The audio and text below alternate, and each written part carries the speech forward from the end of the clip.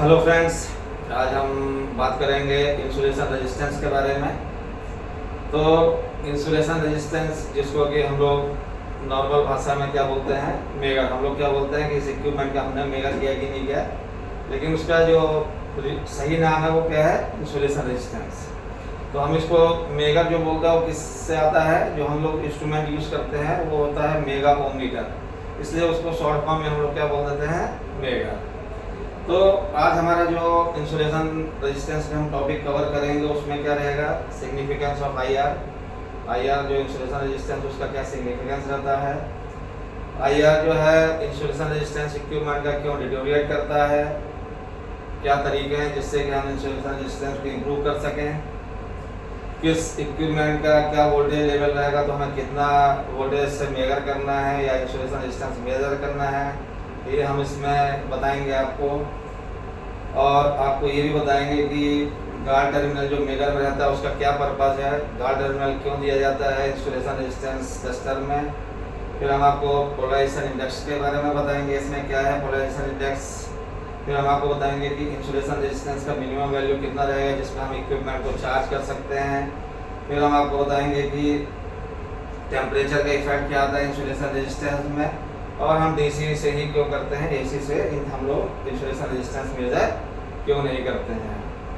तो फ्रेंड्स, इसमें सबसे पहले हम जब इंसुलेशन रेजिस्टेंस की बात करते हैं तो इंसुलेशन रेजिस्टेंस मेजर क्यों करना पड़ता है। हमारे जितने भी इक्विपमेंट्स हैं, चाहे वो मोटर हो, ट्रांसफार्मर हो, उसमें क्या होता है, एक कंडक्टर रहता है, कंडक्टर से करंट फ्लो करता है, उसके ऊपर हम एक इंसुलेशन प्रोवाइड करते हैं। वो इंसुलेशन या तो वार्निश के फॉर्म में रहता है या पेपर के फॉर्म में रहता है, जिसका काम ये रहता है कि जब हम वोल्टेज इंजेक्ट करते हैं वाइंडिंग से तो वो वोल्टेज सिर्फ कंडक्टर के थ्रू फ्लो करे और एक्स्ट्रा पाथ कंडक्टर के सरफेस से इंसुलेशन से होते हुए वो ग्राउंड ना हो, कहीं लीकेज करंट फ्लो ना करे, ताकि हमारा लॉस ना हो और वोल्टेज के कारण सिस्टम हमारा ग्राउंड होकर फॉल्ट में कन्वर्ट ना हो। तो उसके लिए हम क्या करते हैं, सुटेबल इंसुलेशन प्रोवाइड करते हैं। तो जब इक्विपमेंट नया रहता है तो उसके ऊपर जो इंसुलेशन की क्वालिटी रहती है वो काफ़ी बढ़िया रहती है। तो जो इंसुलेशन का जो हम उस समय अगर हम इंसुलेशन रेजिस्टेंस मेजर करेंगे तो बहुत हाई आता है। फिर उसके बाद क्या होता है, जब कोई भी इंसुलेशन रेजिस्टेंस आप बोलेंगे इन्फिनिटी क्यों नहीं आता, तो क्या होता है, कोई भी जो इंसुलेशन रेजिस्टेंस का मटेरियल रहेगा वो 100% ड्राई नहीं होता है, कुछ ना कुछ उसमें मॉइस्चर कुछ रहेगा, जिसके चलते कि जो है आपका उसमें कुछ ना कुछ लीकेज करंट आएगा, और जिसको भी हम लोग जब मेजर करते हैं तो it will be reflect as आपका कितना मेगर वैल्यू, जितना ज़्यादा रहेगा उतना ज़्यादा आपका इक्विपमेंट हेल्दी है, मतलब आपका लीकेज करंट का पास मिनिमम है। तो इसलिए हम जब आईआर मेजर करते हैं किसी इंस्ट्रूमेंट का, किसी इक्विपमेंट का, अगर वैल्यू अच्छी आ रही है तो हम ये इंश्योर कर लेते हैं कि इक्विपमेंट का इंसुलेशन हेल्दी कंडीशन में है कि नहीं है। अब बात आती है कि हमारे आईआर वैल्यू या इंसुलेशन रेजिस्टेंस वैल्यू जो है वो टाइम के साथ डिटोरिएट क्यों करता है, किस किस फैक्टर पे डिपेंड करता है। तो वो डिपेंड करता है कि आपका सबसे पहला फैक्टर है कि आपका इक्विपमेंट या जो भी लगा है इक्विपमेंट वो किस लोकेशन पे लगा है, वो एक बहुत बड़ा फैक्टर रहता है। वो कोरोसिव इन्वायरमेंट में लगा है, डस्टी एनवायरनमेंट में लगा है, कहाँ लगा है, एक वो फैक्टर जो है जो इसको अफेक्ट करता है। फिर आपका मोटर, अगर हम रोटेटिंग इक्विपमेंट की बात करते हैं तो उसमें एक मैकेनिकल फैक्टर रहता है जो कि इंसुलेशन रेजिस्टेंस को कम कर सकता है। फिर हमारा टेम्परेचर एक बहुत बड़ा फैक्टर है, अगर हम टेम्परेचर बहुत ज़्यादा रन करते हैं तो क्या होता है, इंसुलेशन में टाइम क्रैक कर सकता है। बहुत ज़्यादा ठंडा गर्म करेंगे तो भी वो एक हमारा आईआर को ड्रॉप कर सकता है। फिर हमारा ऑयल ग्रीसेस है वो भी कर सकते हैं, और जो फ्यूम्स निकलती हैं कहीं कहीं पे किसी किसी प्लांट में, वो भी अगर मोटर में इंटर करेगी तो इंसुलेशन को कम करेगी या उसमें लीकेज करंट को बढ़ाएगी या डैमेज करेगी। फिर हमारा सरफेस में, जैसे हमारा ह्यूमिड एटमॉस्फेयर है, बारिश का मौसम रहता है तो उस समय जो है हमारा मॉइस्चर जो है एब्जॉर्ब होने के चांसेस रहते हैं कि हमारा जो है वो इंसुलेशन उसको एब्जॉर्ब कर रहा है कि नहीं कर रहा है। कंपनियाँ कोशिश करते हैं कि हम हाइग्रोस्कोपिक वाला ना बनाए जो कि मॉइस्चर एब्जॉर्ब करे, लेकिन आप मॉइस्चर अगर बहुत ज़्यादा है तो इंसुलेशन की टेंडेंसी रहती है कि वो उसको एब्जॉर्ब करेगा। तो इससे क्या होता है, आपका जो है मॉइस्चर लेने के बाद में लीकेज करंट बढ़ जाता है, जिसके चलते हमारा जो है क्या होता है, आईआर वैल्यू धीरे धीरे कम होने लगती है। ट्रांसफार्मर की बात करें तो ट्रांसफार्मर में भी सेम चीज़ होता है, ट्रांसफार्मर में भी वाइंडिंग है। जब ट्रांसफार्मर में वाइंडिंग रहती है तो उसमें भी क्या होगा, आपका थर्मल स्ट्रेसेस आएंगे, कभी वोल्टेज हाई होता है, कभी करंट हाई हो जाता है फॉल्ट के केसेस में। तो उससे क्या होता है, इंसुलेशन में देयर आर चांसेस कि क्रैक्स डेवलप हो सकते हैं। फिर हमारा ट्रांसफार्मर का लोडिंग एक फैक्टर है, मोटर्स में भी लोडिंग फैक्टर जैसे था थर्मल का, ऐसे ट्रांसफार्मर में भी अगर हम ट्रांसफार्मर को ओवरलोड करके चलाएंगे तो क्या होगा, हमारा जो पेपर रहता है, इंसुलेटिंग पेपर रहता है, सेल्यूलोजिक पेपर रहता है, वो धीरे धीरे डिजॉल्व होगा ऑयल में टेम्परेचर के साथ। फिर जब वो ऑयल में डिजॉल्व होगा तो क्या होगा, ऑयल में वो स्लज फॉर्म करेगा, ऑयल में स्लज फॉर्म करेगा, मॉइस्चर आएगा, एसिड फॉर्म करेगा। ये धीरे धीरे क्या करेंगे, इंसुलेशन को डैमेज करेंगे और आपका आईआर वैल्यू धीरे धीरे टाइम के साथ डिटोरिएट होने लगेगा। ट्रांसफार्मर में आप देखे होंगे ब्रीदिंग एपरेटस लगे रहता है, उसके थ्रू भी ट्रांसफार्मर अगर एटमॉस्फेयर से मॉइस्चर एब्जॉर्ब करेगा तो भी ऑयल का मॉइस्चर बढ़ेगा, तो अल्टीमेटली आपका वाइंडिंग का भी मॉइस्चर बढ़ेगा और आपका आईआर वैल्यू धीरे धीरे कम हो जाएगा। फिर आप जैसे और भी लगाते हैं जनरेटर में भी सेम रोटेटिंग इक्विपमेंट जैसे प्रोसेस, उसमें भी उसी कारण से धीरे धीरे आईआर वैल्यू कम हो सकती है। फिर आपका अगर हम सपोर्ट इंसुलेटर्स की बात करते हैं, जैसे कि हमारा अगर हम मान लीजिए बस डक्ट का मेजर कर रहे हैं, किसी बस का मेजर कर रहे हैं, तो उसमें सपोर्ट इंसुलेटर क्या होता है, अगर वो डस्टी एनवायरनमेंट में उसमें कार्बन डिपोजिशन हो जाता है, टाइम डस्ट डिपोजिशन हो जाता है, तो धीरे धीरे क्या होगा, हमारा आईआर वैल्यू को कम करेगा। या फिर उसने मॉइस्चर ले लिया तो भी वो आईआर वैल्यू को कम करेगा। तो ये सारी चीज़ें अलग अलग इंस्ट्रूमेंट इक्विपमेंट में ये सारे फैक्टर्स हैं जो कि उसके आईआर वैल्यू को धीरे धीरे कम करते रहते हैं। आईआर वैल्यू ड्रास्टिक डाउन नहीं हो रही है, अगर ड्रास्टिक डाउन हो रही है मतलब कहीं ना कहीं उसमें लीकेज करंट बढ़ गया है और वो it will result to the failure of the equipment, नहीं तो ड्रास्टिकली आईआर वैल्यू आपकी डाउन नहीं होती है। फिर अगर हम बात करते हैं कि अगर डाउन हो गई तो कैसे सही कर सकते हैं, तो उसके लिए हमारे पास ऑप्शन सही है कि हम इंस्ट्रूमेंट या इक्विपमेंट जो भी लगाए, फॉर एग्जांपल मोटर अगर मान लीजिए किसी करोजिव एनवायरनमेंट में लगे तो हम मोटर को वहाँ से हटा तो नहीं सकते, क्योंकि हमारा जो प्रोसेस है वो हमें वहाँ पे रिक्वायरमेंट है कि लगाना है। तो हम क्या कर सकते हैं कि भाई मोटर को कवर कर सकते हैं ताकि जो करोजिव वेपर्स ये सब है वो मोटर के टर्मिनल से अंदर ना घुसें, मोटर का जो सरफेस है उसको टाइमली क्लीन करते रहें, फैन चेकिंग करते रहें, उसका पीरियडिक मेंटेनेंस टाइमली करते रहें, तो हम उसको बचा सकते हैं। सेम कंडीशन है अगर किसी डस्टी एनवायरनमेंट में लगा तो हम उसका सरफेस टाइमली क्लीन करें, जरूरत पड़ने पर हम उसको रोटर बाहर निकाल के मोटर को पूरा साफ करें, कार्बन डिपोजिशन साफ करें, उसमें अगर जरूरत पड़ता है तो हम दोबारा रीवार्निश करें, हीट करें। तो कई सारे फैक्टर्स हैं डिपेंडिंग ऑन द रिक्वायरमेंट। अगर हमारा ट्रांसफार्मर में आईआर वैल्यू कम हो गई है, उसको हमको इम्प्रूव करना है, तो उसमें हमारे पास बेस्ट तरीका यही है कि हम क्या कर सकते हैं, हम उसमें ऑयल को फिल्टर करें। ऑयल को फिल्टर करने के बाद में टाइमली फिल्टर करने के बाद ऑयल का भी वैल्यू इम्प्रूव होगा। ऑयल का मॉइस्चर चेक करेंगे कि ऑयल में मॉइस्चर कितना है, उससे पता चल जाएगा और हमारा विद टाइम हमारा उसका भी आईआर वैल्यू इम्प्रूव हो जाएगा। तो सारे फैक्टर्स हैं जिसको कि हम टेक केयर करेंगे, टाइमली मेंटेनेंस करके हम आईआर वैल्यू को इम्प्रूव कर सकते हैं बाय टेकिंग द मेजर्स। अब पॉइंट आता है कि हम आईआर जो मेजर करते हैं वो वैल्यू मिलती कैसे हमें।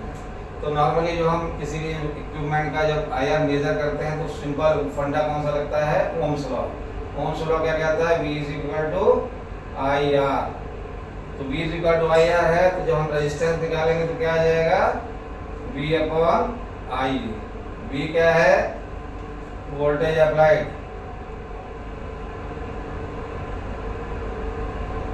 और I क्या है, टोटल करंट। टोटल करंट में अगर हम जब बात करते हैं इसकी, इसमें I जो है इसमें 3 करंट होता है। I एक होता है आपका चार्जिंग करंट, एक होता है आपका एब्जॉर्प्शन करंट और एक आपका होता है लीकेज करंट। तो ये क्या हो जाएगा, voltage applied divided bye I charging plus I absorption plus I leakage. ये तीनों करंट का जब हम निकालेंगे तो ये हमको रेजिस्टेंस मिल जाएगा, ये हमारा इक्विपमेंट का रेजिस्टेंस वैल्यू कितना आया। ये जो वोल्टेज अप्लाइड ये किस पे डिपेंड करेगा, voltage rating of the equipment. हमारे इक्विपमेंट का वोल्टेज रेटिंग कितना है उसके हिसाब से ये वोल्टेज अप्लाइड डिपेंड करेगा। फिर हमारा क्या होता है, चार्जिंग करंट, एब्जॉर्प्शन करंट और लीकेज करंट। ये सारे करंट क्या होते हैं, ये कोई भी आपका जो भी वाइंडिंग्स है, तो वाइंडिंग में क्या रहता है, एक कंडक्टर है उसके ऊपर इंसुलेशन रहता है। तो कंडक्टर और इंसुलेशन जब हो गया और आपने उसको रैप कर दिया, कॉइल टाइप फॉर्म में कर दिया, तो ये एक्ट्स एज ए कैपेसिटर। तो जब वो कैपेसिटर के फॉर्म में एक्ट करेगा तो वो क्या करेगा, जब भी हम उसमें कोई वोल्टेज देंगे तो इंसुलेशन क्या वाइंडिंग क्या करेगा, चार्ज होने का कंडीशन करेगा। चार्ज होने का कंडीशन जब करेगा तो ये दोनों I चार्जिंग या I कैपेसिटेंस और I एब्जॉर्प्शन जो है ये दो करंट वो ड्रॉ करेगा। और तीसरा जो है लीकेज करंट जो है वो कहाँ, वो एक फैक्टर है जो कि इसके ये एक्चुअल हमें चाहिए। ये जो है ये हमारे रेजिस्टेंस के लिए नहीं चाहिए, लेकिन चूंकि क्या है वाइंडिंग है, वाइंडिंग में वो चार्जिंग करंट लेगा ही लेगा, क्योंकि आप जैसी वोल्टेज देंगे वाइंडिंग और इंसुलेशन कहते कैप्चर करके वाइंडिंग चार्ज होने की कोशिश करेगी। जब वाइंडिंग चार्ज हो जाएगी फुली तो ये फैक्टर खत्म हो जाएगा, आपको क्या मिलेगा V/IL मिलेगा, बस ये मिलेगा, यही हमको चाहिए। इसी से हमारा रेजिस्टेंस आ जाता है। तो हमारा जो ये चार्जिंग करंट और एब्जॉर्प्शन करंट है, ये जितना बड़ा इक्विपमेंट रहेगा, मान लीजिए छोटी मोटर है, 1 HP की मोटर है और 1000 HP की मोटर है, तो 1 HP की मोटर में क्या होगा, चार्जिंग करंट 1 सेकंड में, आधा सेकंड में ही खत्म हो जाएगा, क्योंकि छोटी वाइंडिंग है, छोटा इंसुलेशन है, तुरंत चार्ज हो जाएगा। 1000 में हमारी किलोवाट की मोटर है तो उसमें वाइंडिंग की साइज ज़्यादा होगी तो उसको चार्ज होने में थोड़ा टाइम ज़्यादा लगेगा। सेम अगर हमारा जनरेटर कर रहे हैं, 100 मेगावाट का जनरेटर है, उसका अगर हम एक IR वैल्यू करते हैं तो उसमें जो चार्जिंग करंट का टाइम रहेगा वो ज़्यादा रहेगा। 500 मेगावाट का करेंगे तो उसमें और ज़्यादा टाइम लेगा चार्जिंग करंट का, क्योंकि वाइंडिंग की क्वांटिटी ज़्यादा है तो उसमें उतना चार्जिंग करंट वो ज़्यादा लेगा। तो ये सारा डिपेंड कर इस पर करेगा साइज ऑफ द इक्विपमेंट, जितना बड़ा इक्विपमेंट उतना ये दोनों फैक्टर ज़्यादा रहेंगे। छोटे मोटर में ये फैक्टर हार्डली आधा 1 सेकंड में ही ख़त्म हो जाते हैं। तो हमारा मेन पर्पज़ क्या है, हमको ये दोनों ख़त्म करना है, सिर्फ हमको ये चीज़ मेजर करना है ताकि हमको एक्चुअल रेजिस्टेंस वैल्यू मिले। जब आप ग्राफ में देखेंगे, अगर वैसे बात करते हैं तो आप जब ग्राफ इसका देखेंगे तो ये आपका अगर मान लीजिए करंट है माइक्रोएम्प्स में, करंट है आपका माइक्रो एम्पियर में और ये टाइम है, तो आपका जो है लीकेज करंट देखेंगे तो ऐसे विद टाइम ये बढ़ता रहता है। जैसे शुरू में कम रहेगा लीकेज करंट, धीरे धीरे जैसे जैसे आएगा बढ़ेगा। और ये आपका टाइम है, ये टाइम जो है आपका 0.1 सेकंड से लेके अगर 10 सेकंड के ग्राफ में बनाएंगे ऐसे रहेगा। चार्जिंग करंट आपका जो है वो इनिशियली बहुत हाई रहेगा, फिर ऐसे डाउन आएगा। एब्जॉर्प्शन करंट भी ऐसे रहेगा, ऐसे डाउन आएगा। तो ये आपका एब्जॉर्प्शन करंट है, आई एब्जॉर्प्शन। ये आपका है आई चार्जिंग, ये इनिशियली बहुत हाई रहेगा, ड्रास्टिकली डाउन आएगा टाइम के साथ, ये टाइम है। और ये आपका करंट है माइक्रोएम्प्स, ये 100 माइक्रोएम्प्स इनिशियली रहेगा, फिर धीरे धीरे डाउन आएगा। ये अगर आप 1 माइक्रो एम्पियर मान लेते हैं तो ये कर रहे, तो ये दोनों current with time drastically down आएंगे, ये टाइम के साथ धीरे धीरे बढ़ेगा और फिर ये कांस्टेंट हो जाएगा। तो हमको फिर एक्चुअल में आर जो इंसुलेशन रेजिस्टेंस हो आपको यहाँ पे मिल जाएगा। तो इससे क्या होगा, हमको एक्चुअल जो है IR मिलेगा। IR जब हमको चाहिए, IR जब हम मेजर करते हैं तो जब हमको R मिल गया तो हमको क्या इंपॉर्टेंट है, लीकेज करंट। लीकेज करंट हमको एक्चुअल चाहिए, वोल्टेज अप्लाई फिक्स है, वोल्टेज हमने जो अप्लाई किया वो फिक्स हो गया। लीकेज करंट कितना सरफेस से मॉइस्चर से जा रहा है। लीकेज करंट ये ध्यान रखिए, जो हम इंसुलेशन रेजिस्टेंस की बात करते हैं उसमें किसकी बात करते हैं, जो भी कंडक्टर के ऊपर इंसुलेशन है उसका कितना अच्छा रेजिस्टेंस है।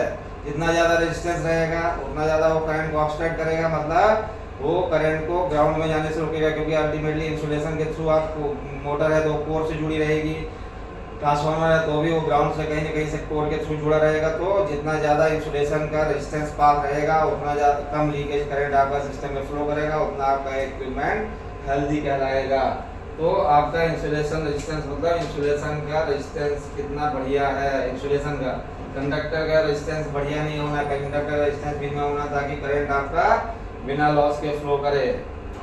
फिर आपका आता है कि जब हमने ये इंजेक्ट कर दिया हमको रेजिस्टेंस मिल गया, अब हमारा आता है कि हमको कितने वोल्ट पे अप्लाई करना है। मान लीजिए हमको कोई इक्विपमेंट है, अगर हमारा 110 वोल्ट का इक्विपमेंट है सपोज करिए, तो हमको इसको हार्डली जो मेजर करें वो कितने से करना है, 250 वोल्ट इंजेक्ट करना है हमको, और 500 वोल्ट मैक्सिमम इंजेक्ट कर सकते हैं। इससे ज़्यादा नहीं करेंगे, कोशिश करेंगे 250 वोल्ट से ही करें, या मैक्सिमम करना है तो 500 वोल्ट से, नहीं तो 250 वोल्ट बढ़िया है। 250 वोल्ट करेंगे तो सेफ है। नॉर्मली प्रैक्टिस ये रहता है कि जो भी आपका वोल्टेज लेवल है उससे डबल से ही करिए। फिर आपका अगर मान लीजिए 440 वोल्ट से लेके 550 वोल्ट का अगर आपका इक्विपमेंट का रेटिंग है तो इसमें आप कितने से कर सकते हैं, 500 वोल्ट इंजेक्ट कर सकते हैं या 1000 वोल्ट इंजेक्ट कर सकते हैं। इससे ज़्यादा आपको इस पर इंजेक्ट नहीं करना है। फिर आपका अगर मान लीजिए 2400 वोल्ट का कोई इक्विपमेंट है तो इसको आप कितने से कर सकते हैं, 2500 वोल्ट से कर सकते हैं, 1000 वोल्ट से कर सकते हैं।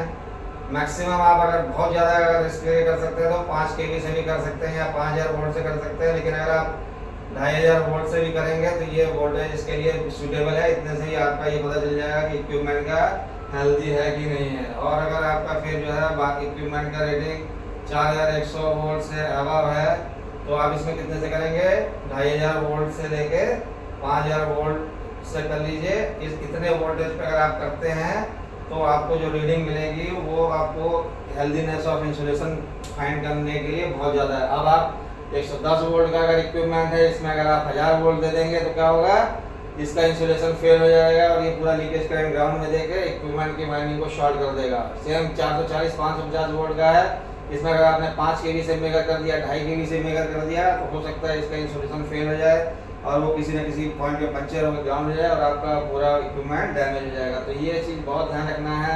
अगर आपको कुछ भी नहीं पता है, आपको कहीं समझ में नहीं आ रहा है, तो maximum voltage applied should be 2 times the voltage rating. इससे ज़्यादा आपको नहीं इंजेक्ट करना है। अगर मान लीजिए 415 का है, आप 1 kV से कर सकते हैं मैक्सिमम, या 500 से करिए सफिशिएंट है।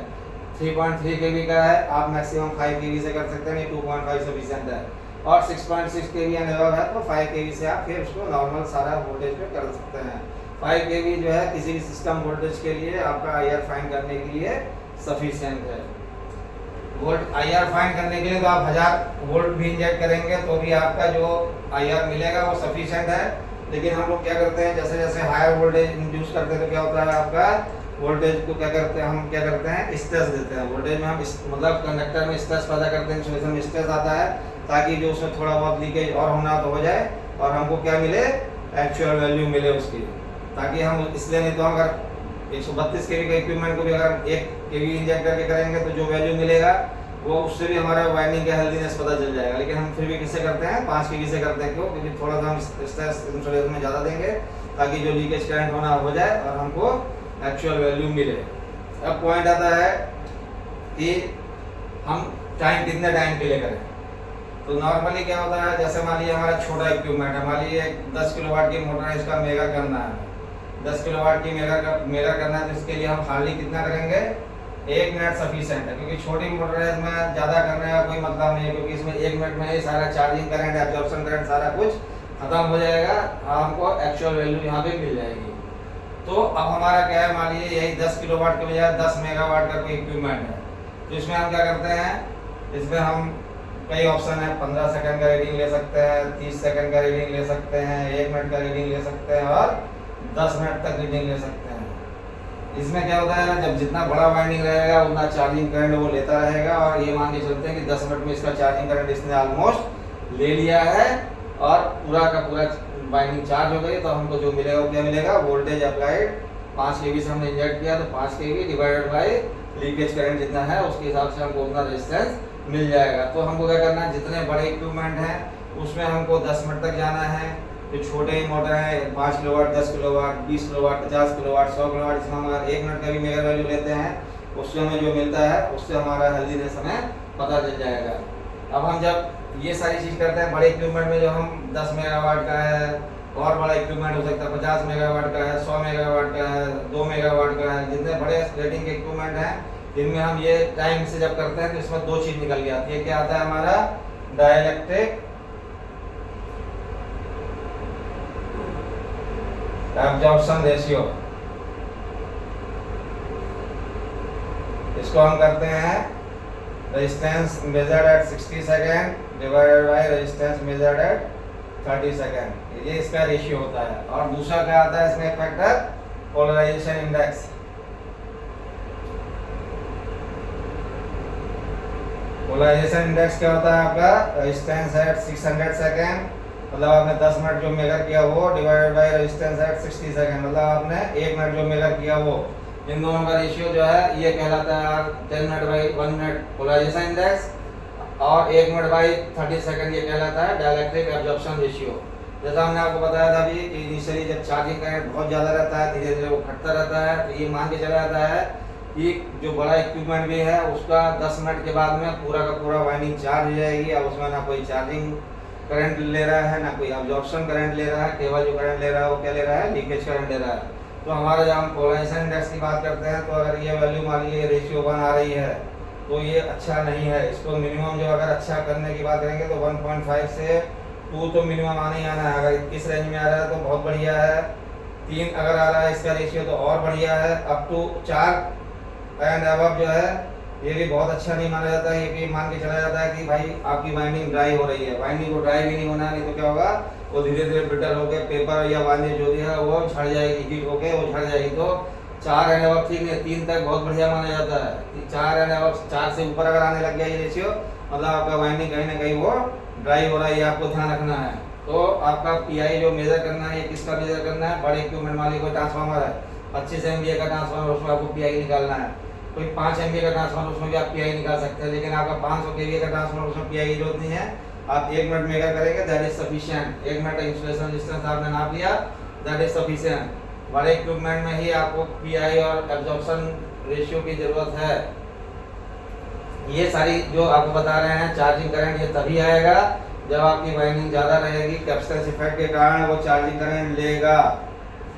अब आपका आता है मिनिमम वैल्यू ऑफ आईआर। अब आप कोई आपसे पूछता है कि कितना मिनिमम वैल्यू आईआर का रखना है।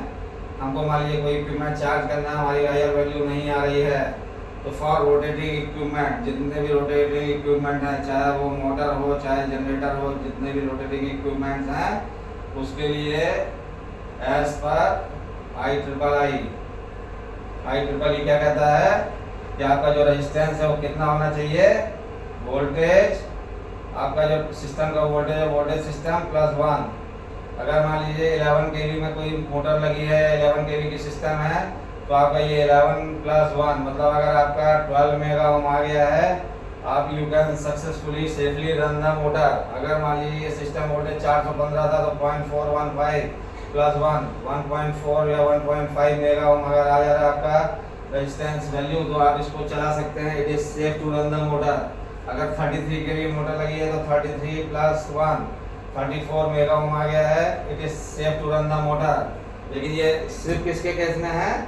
ये जनरेटर मोटर के केस में, रोटेटिंग इक्विपमेंट के केस में ये फॉर्मूला अप्लाई होता है। ट्रांसफार्मर के केस में, केबल के केस में, बाकी केस में अप्लाई नहीं होगा। जब रोटेटिंग इक्विपमेंट की बात करेंगे तब हम इस चीज़ को ध्यान रखेंगे। अगर हमारी मेजर वैल्यू इतनी मिल जा रही है तो हमारे लिए ये मेजर वैल्यू सफिशिएंट है, इससे हमारा काम चल जाएगा। ज़्यादा हो तो बेटर है, लेकिन मिनिमम वैल्यू की बात चल रही है। कितनी वैल्यू अगर आ गई तो हम इसको चार्ज कर सकते हैं। मैक्सिमम का कोई लिमिट नहीं, जितना बढ़िया आएगा उतना हमारे लिए बढ़िया है।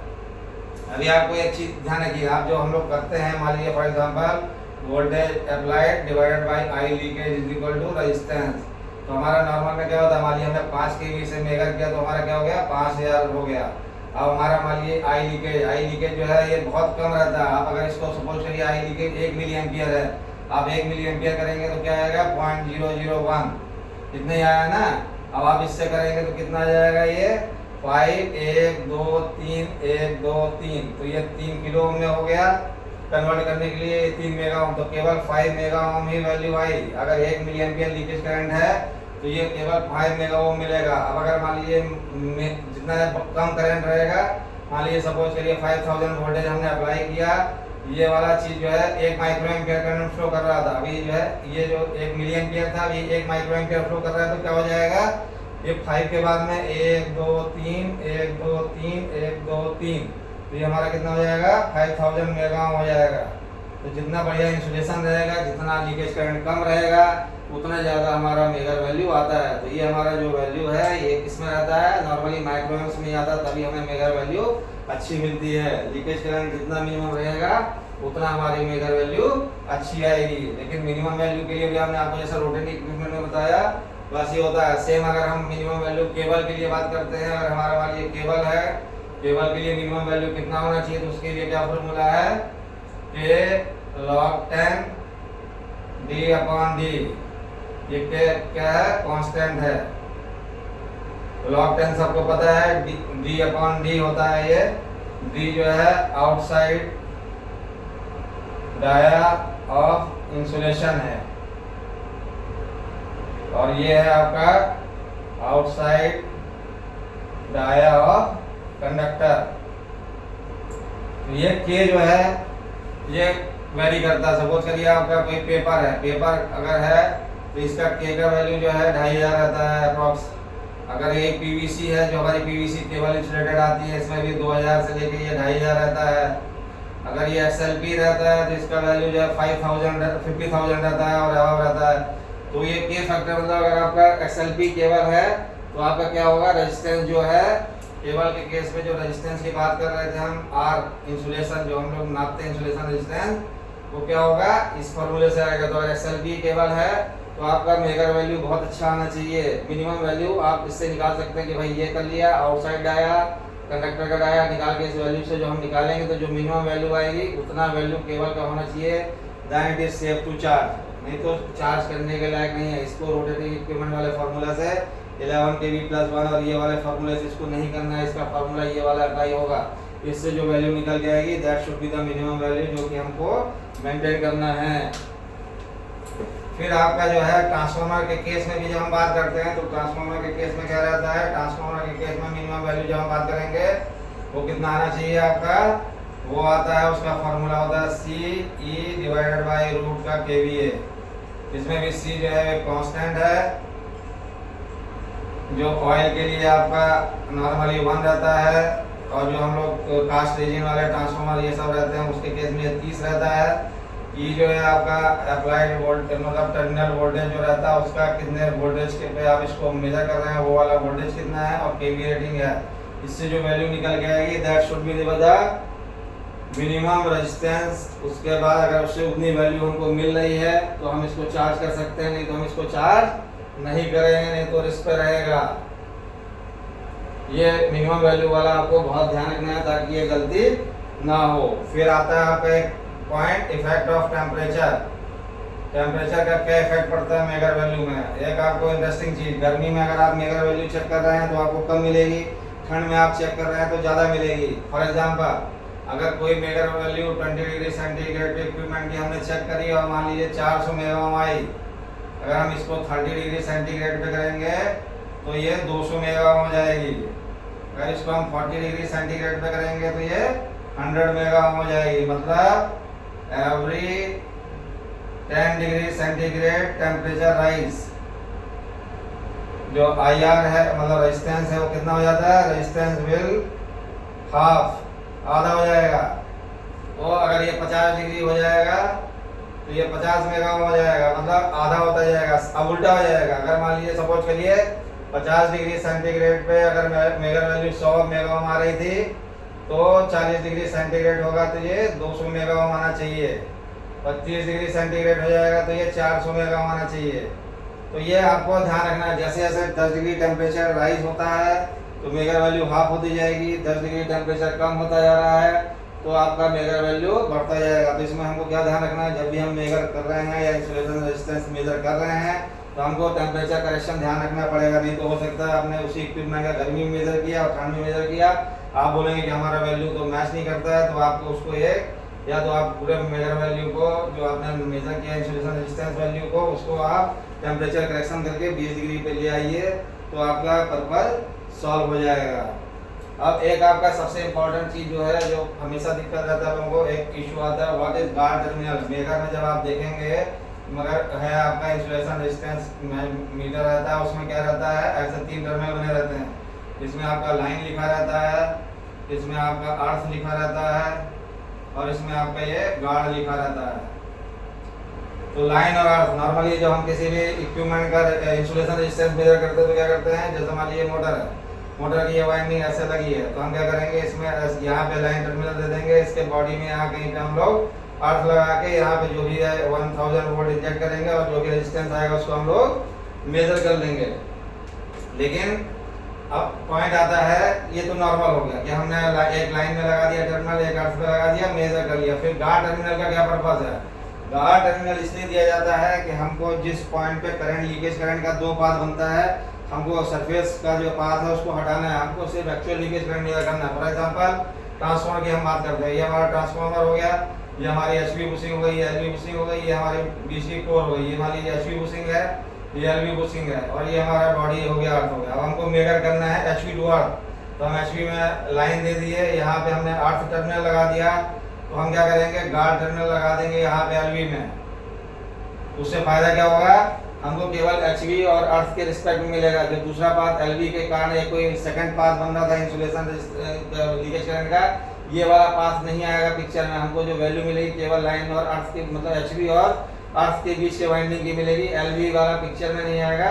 तो हमको एक्चुअल एचवी टू अर्थ मिल जाएगा। अगर हम उल्टा करते हैं, अगर हम एलवी टू अर्थ चेक कर रहे थे तो हम क्या करेंगे, एलवी में लाइन दे देंगे, एचवी को हम यहाँ पे गार्ड कर देंगे। तो हमारा क्या होगा, सिर्फ हमको एलवी टू अर्थ मिलेगा। एचवी के कारण जो लीकेज करंट पाथ बन रहा था वो इस पिक्चर में नहीं आएगा, तो हमको एक्चुअल में एलवी वाइंडिंग का इंसुलेशन रेजिस्टेंस पता चल जाएगा, एचवी पिक्चर में नहीं आएगा।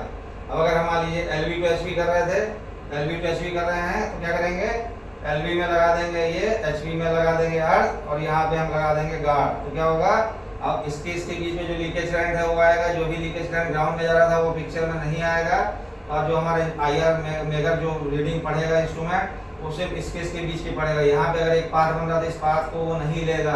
तो जिस पाथ से करंट हमको लीकेज करंट नहीं चाहिए, उस पाथ को हम क्या करते हैं, गार्ड टर्मिनल से प्रोटेक्ट कर देते हैं। मतलब इस पाथ पे करंट जो भी जा रहा है इसको हम लेते हैं, हमारा जो इंस्ट्रूमेंट है वो इसको नहीं देखेगा, केवल इसके बीच के लीकेज करंट को देखेगा। तो गार्ड मतलब जिसको हमको गार्ड करना नहीं देखना है वो हो गया। सपोज करिए फॉर एग्जांपल केबल का हम मेजर करते हैं, ये वाली हमारी केबल है, केबल का ये कंडक्टर है। अब इसका यहाँ पे 3 फेज ऐसे रहते हैं। मान लीजिए हमको आर टू अर्थ चेक करना था, तो हम क्या करेंगे, इसका जो हमारा मेजर का लाइन है वो हम आर फेज है, मान लीजिए वाई है, बी है, तो हम इसमें क्या करेंगे, यहाँ पे लाइन दे देंगे, यहाँ पे जो इसका अर्थ वाली सीधे आर्मर है यहाँ पे हम अर्थ दे देंगे, और बाकी क्या करेंगे, इन दोनों को शॉर्ट करके यहाँ पे हम गार्ड टर्मिनल लगा देंगे। तो क्या होगा, हमारा केवल आर फेज टू अर्थ आएगा। इसमें और इसमें जो लीकेज करंट फ्लो कर रहा था वो पिक्चर में नहीं आएगा। ये वाला सिर्फ हमको आर के साथ मिलेगा, ये इन दोनों को शॉर्ट करके गार्ड कर देंगे।